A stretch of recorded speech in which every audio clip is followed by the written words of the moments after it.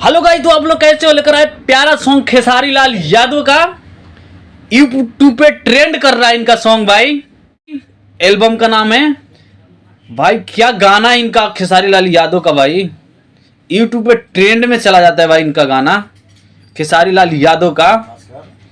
इनका गाना जब भी आता है भाई ना, इनका आवाज कितना वॉल्यूम है भाई। टुनटुन सॉरी खेसारी लाल यादव का इनका गाना जब भी बजता है ना भाई, इनका आवाज में क्या राग है यार। चलिए दोस्तों सुनवाते हैं आपको गाना, सुनिए।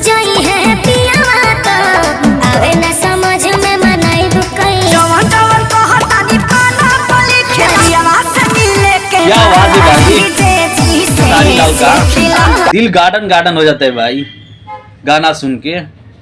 यार आप लोग भी जाकर सुनिए ज्यादा से ज्यादा सॉन्ग खेसारी लाल का।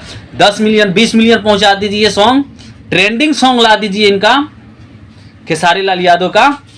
चलिए दोस्तों मिलते हैं नेक्स्ट वीडियो में, हमारे चैनल को भी सब्सक्राइब कीजिए। बाय।